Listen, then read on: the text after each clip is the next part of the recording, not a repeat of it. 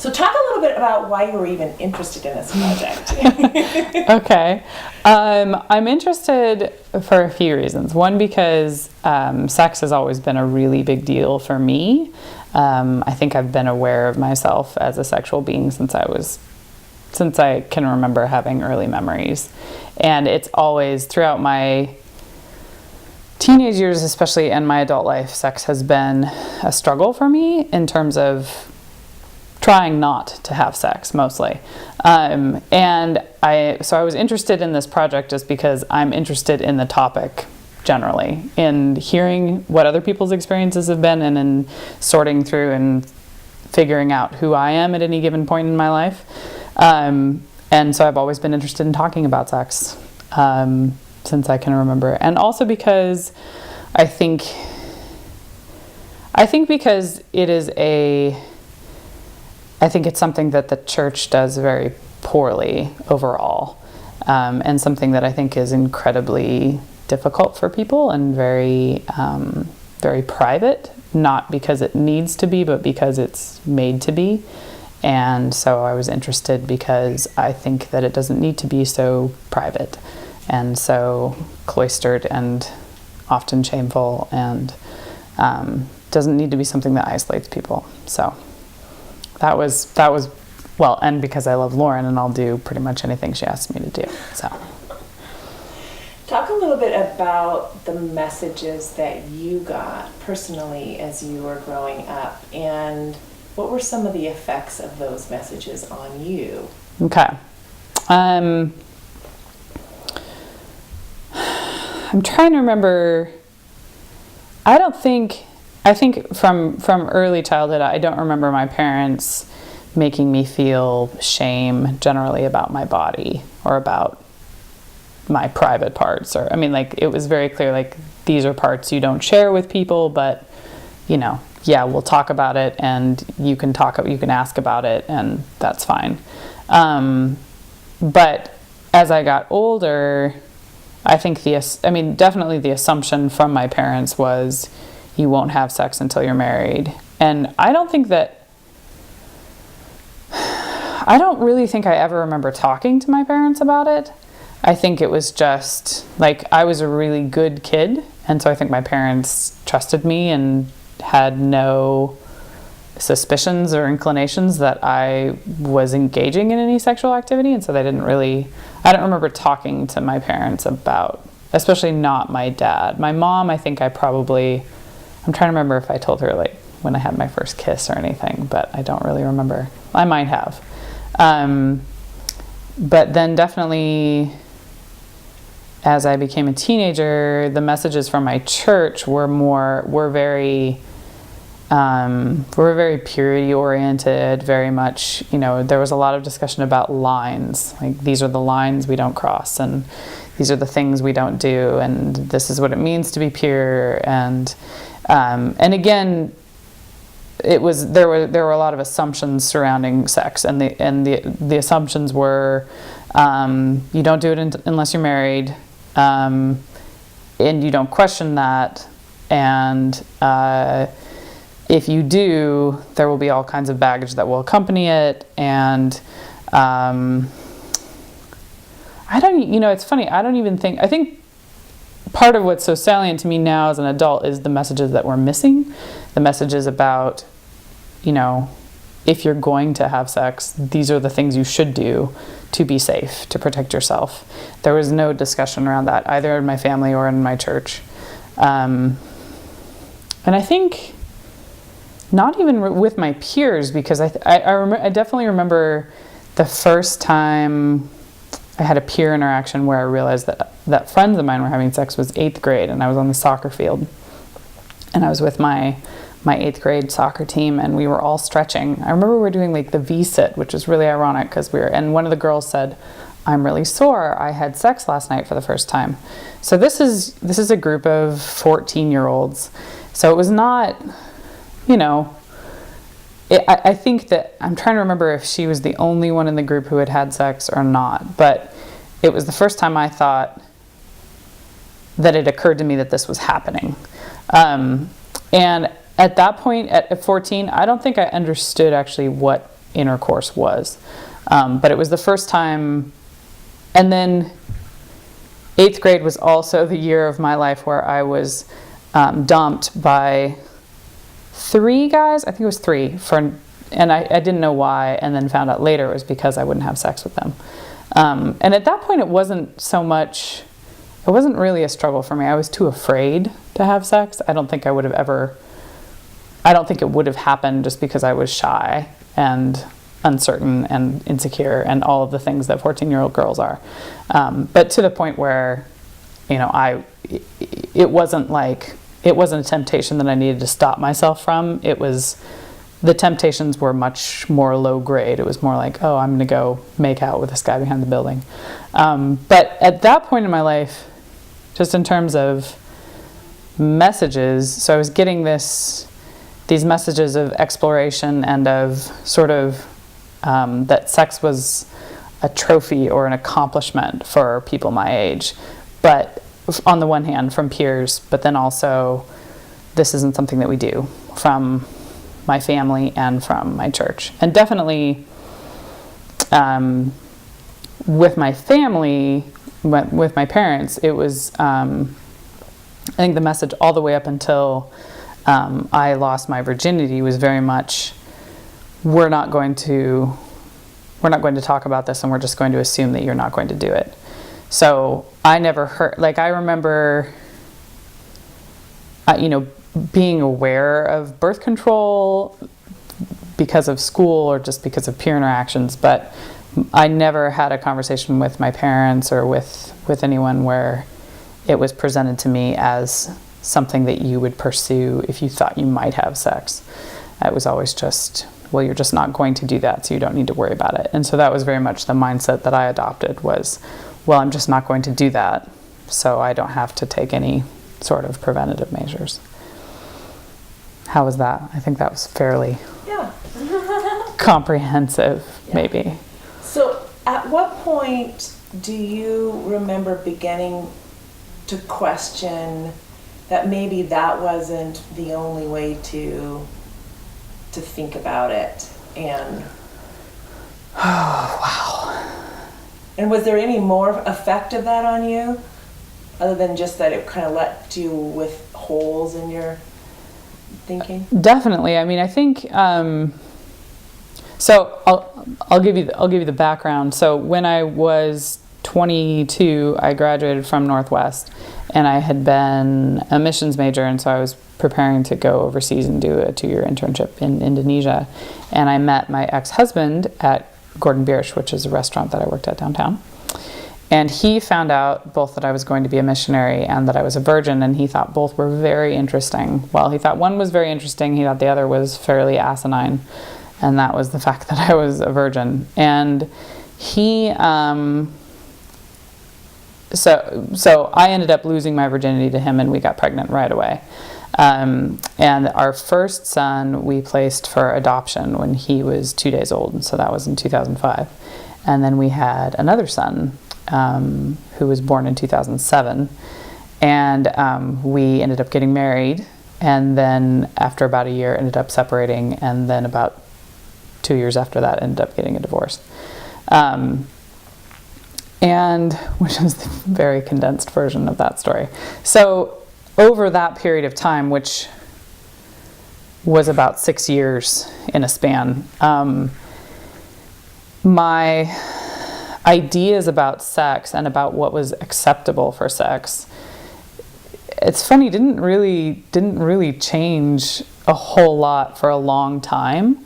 I think until after Nathan and I separated, really, which was in February of 2008. So up until that point, I still was thinking sex belongs inside marriage, and you don't ever engage in sex outside of marriage, and if you do, it's wrong, and it's not, and it's damaging, and it's sinful, and all of the above. So in addition to having that framework, I understandably had a good deal of shame that I associated with sex, and that had actually been something that I associated with sex since I was I don't know, probably 12 when I first started making out with boys in 6th grade, where it was something that where my desire for sex felt illicit and felt like something I needed to contain, and something that I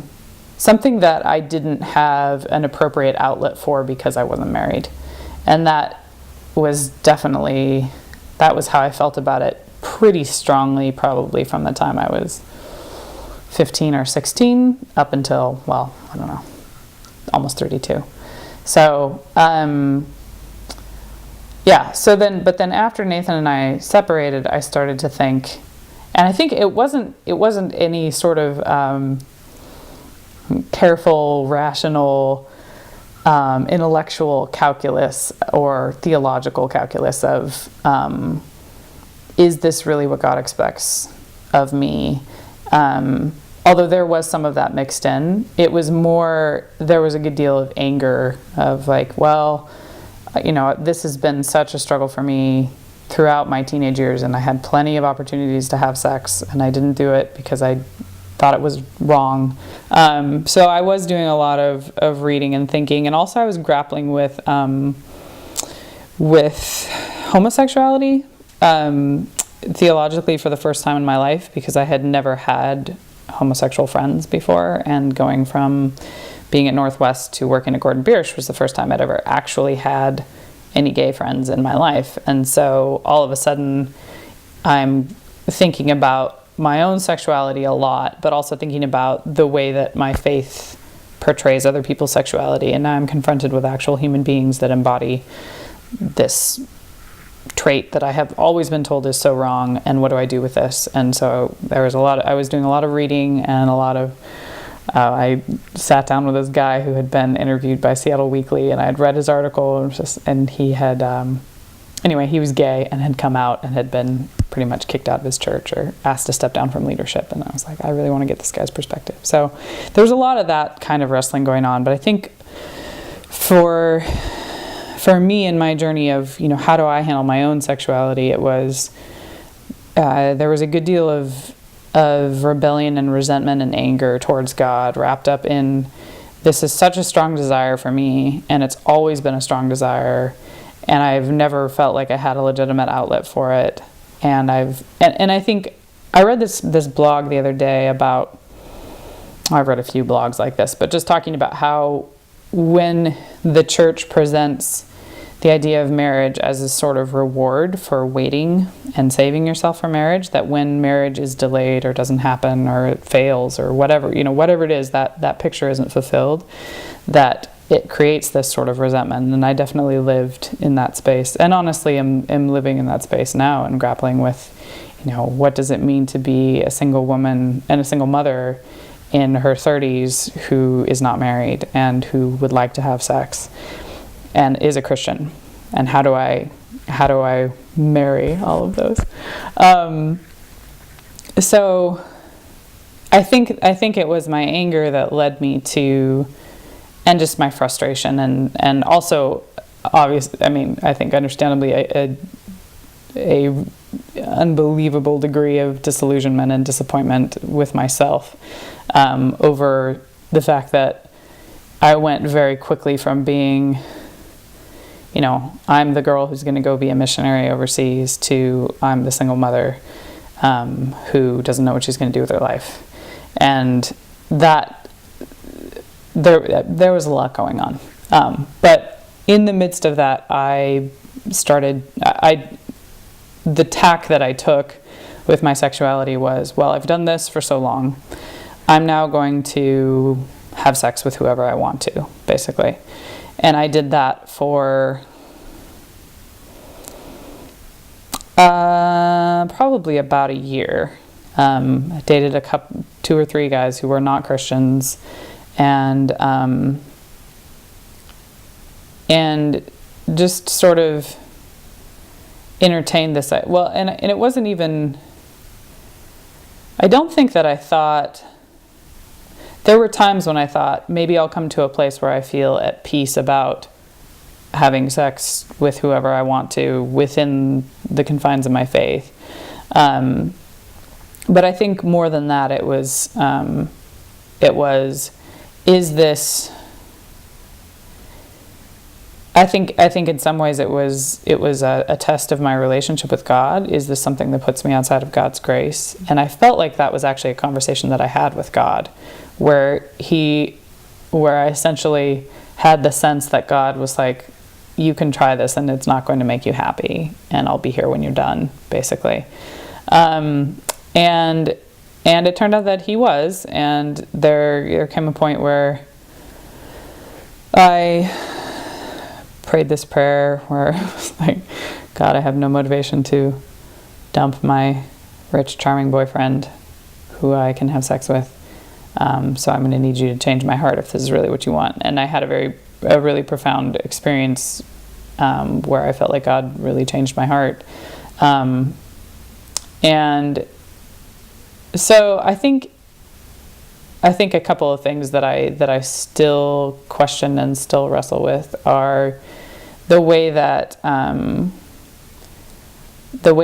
New Testament defines sex, and the way that and marriage, and all of the cultural and all the cultural assumptions and understandings that surround the way that the Bible deals with sex, and then all of the difficulty of transferring those ideas to modern American life. So I think I still don't honestly know that I can say, yes, sex belongs only in the context of marriage. I struggle with that for a number of reasons, and I think one of them is that I don't find the idea that sex is only ever sacred to be as compelling as I used to find it. I still find it to be very compelling, but I think I struggle to see the sex that I see my friends having who are not Christians as damaging in the ways that the church has always told me that those kinds of experiences and relationships are damaging. And I struggle to see my own sexual experiences as damaging in those ways. And I think I see sex as more part of a holistic picture of who I am and how I relate to my body and how I relate to other people, and that sex in the context of a romantic relationship is one part of that dynamic. And that sex as sin fits into a framework that is more holistic for me as well. Whereas I used to not understand how people could lose their virginity. I remember having a friend while I was at Northwest, I was 20 or 21, and I remember she lost her virginity, and I just couldn't understand how she could have come to this place where she could fall into sexual sin. And there was so much pride and so much self-righteousness and so much wrapped up in my identity for me as a virgin and as someone who was sexually pure, even though I wouldn't have worded it that way, and I wouldn't have said, oh, this is what makes me righteous in front of God. This isn't my identity. I think the way that I lost my virginity and what happened afterwards revealed that was definitely something that I held as a piece of my identity. Although I never would have pointed to it and said, this is something that makes me holy. I never would have consciously thought of it that way. But I obviously harbored a lot of self-righteousness towards other people. And so that is gone, for which I can thank God. And I think one of the things that my experiences over the last decade has sort of disabused me of is this idea that I'm above anything. And also that,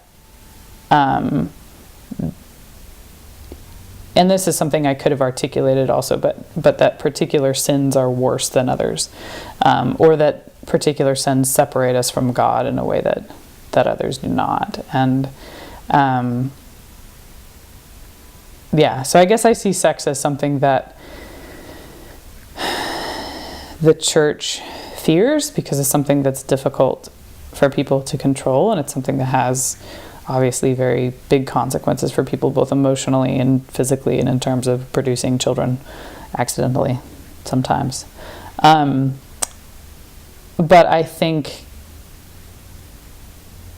I want to be part of a generation of Christians who deals with sex in a more gracious and a more holistic way, and helps people to understand their sexuality not as something to be feared or something to be ashamed of, but as something to be understood and interacted with and expressed and directed in ways that are healthy and thought about in ways that are more, I think, more honest than the ways that I was taught to think about it.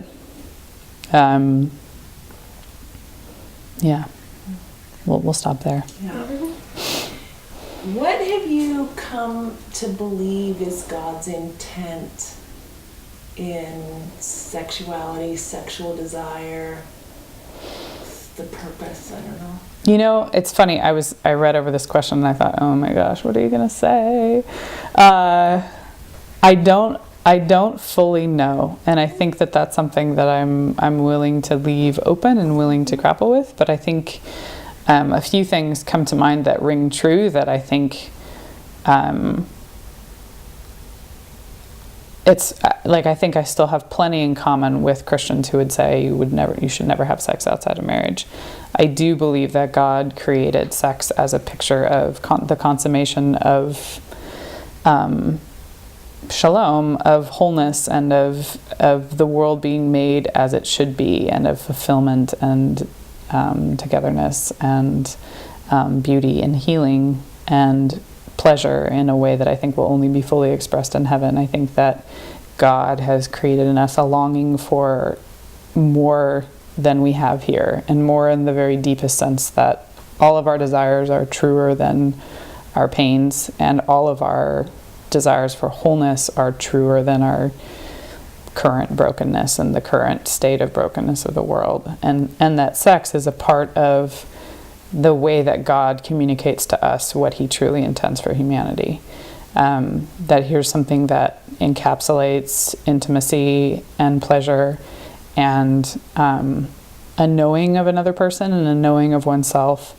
And I think I deeply believe that sex is a picture of intimacy between Christ and his church, that it is a picture of oneness and love and of knowing and giving of oneself fully. Beyond that, I think that it is a gift that God gives to people, that sexuality is a gift that we experience in life the way that we experience food, or the way that we experience a really great hike or a really great view of something, or any of those exhilarating, pleasurable, beautiful experiences that we can have. I don't know. I think I'm at a point in my life right now where I don't know what to say about, do I think that God expects us to contain sex within heterosexual marriage? I feel very uncomfortable with that idea. I think because it marginalizes people who don't have access to that picture, because it creates a good deal of shame for people who achieve that picture and then don't know what to do with their sexuality within that picture. I think that it glorifies marriage as an outlet for sex and as a goal in order to achieve that outlet. And I don't think that's what marriage is supposed to be. I think that I suspect that God is rather less uptight with sex than we are. That he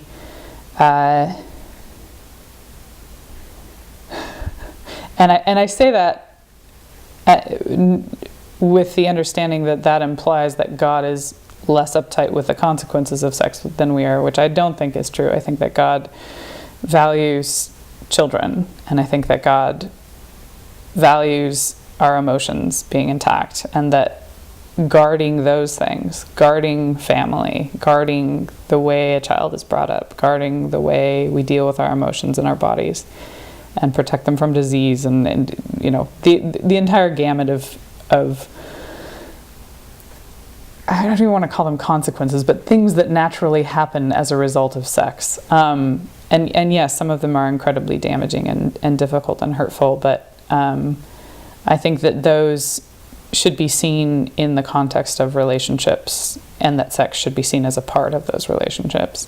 And so I think I find it difficult to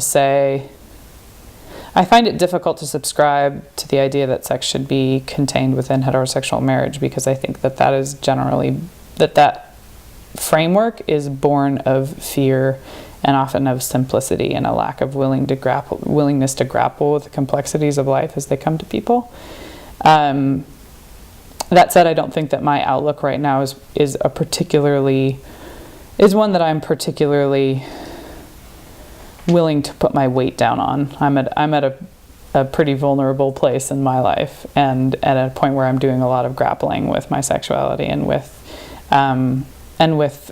finding an outlet from my sexuality.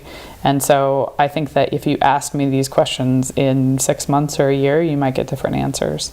But I think that's part of what I feel like I've learned about grace and about faith, is that God is with us in the questions and in the times where we don't, where there's a disconnect, or where there's a discordance between who we feel we should be and where we find ourselves. So I think that God's intent is that we would be whole, and that we would be holy, and in that way I mean that we should use our sexuality in a way that does not take from other people, that is full of love and compassion and understanding for where other people are and who other people are, and that the primacy of Christ in someone's life should always be exalted above the fulfilling of pleasure for self, and that is a difficult thing to do within or without marriage, and handling one's sexuality in a way that mirrors Christ is something I think is a lifelong thing to grapple with. So when you think about youth, and you think about, I love it. When you think about kids growing up now, what would be your hope that they would experience or get, such that it's not maybe such a struggle, or they don't have to wait so long to figure things out? What would you hope that they would get along the way, or sooner, or whatever? I think that it's funny, what was not communicated to me, and what I feel like Christ actually taught me, apart from any messages communicated by sex, is about sex, or not communicated about sex, was the value and the enticement, the intoxication of knowing God and of making Him the first thing in your life, and that if you can see Jesus, you will desire Him more than you desire anything else, and that is an incredibly vibrant statement, and one that we don't have time to unpack, obviously, but that I think discussions about sex were not framed in terms of desire, they were framed in terms of prohibition. And I think if you frame discussions about sex in terms of desire, then you are addressing them far more honestly. If you say, this is something that, because I think I often felt strange because of my sexual desire. I felt alienated from my community because it was such a strong desire for me. And it felt inappropriate and weird, and like something that I don't know that I ever felt like I couldn't talk about it. I always just felt novel, I guess. So I think validating that for people, saying this isn't something that makes you strange. This is something this is a part of who God has made you to be, And these are, and I think dealing with the range of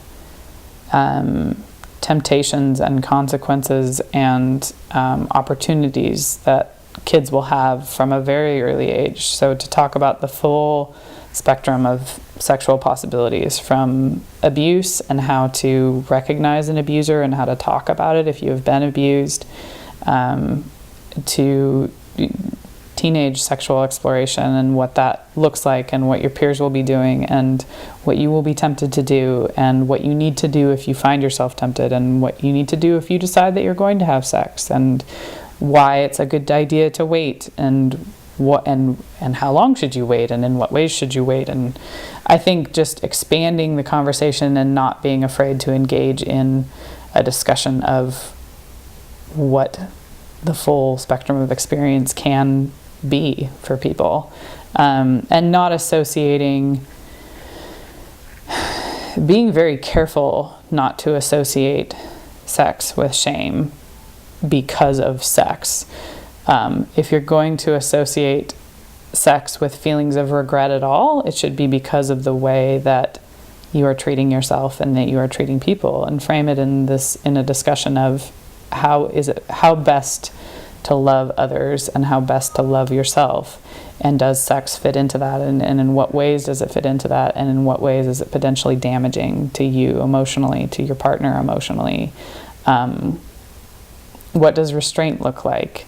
What does purity look like? How do we talk about what purity means? And how do we talk about purity as a holistic idea that encompasses purity of your soul on a broader spectrum than just sex, in terms of how you see the world, and how you talk, and how you engage with loving God with all your heart, mind, and soul and strength, and what that means, and not just narrow it down to prohibiting certain behaviors or categorizing certain sins as worse than others, but talking about the life of discipleship as something that entails desire and adventure and goodness and enticement. Because if you can't present Christ in a way that is, I was going to say superior, but that sounds really snobby. What I mean is, if knowing God is not more fulfilling than having sex, people are going to have sex, because that's what our culture, our pop music, our everything shamelessly presents this idea that romantic love is what is going to fulfill you. And if you can't offer a plausible alternative to that in the form of Jesus, then you're not going to be heard for very long, if at all. And I think that the church needs to consider the ways in which they've done harm to individuals by not talking about sex in a holistic way, but also the opportunities that have been lost in not talking about sex in a holistic way. That both are valid and sobering, and I think a call to transform youth group for sure. So, yeah. I think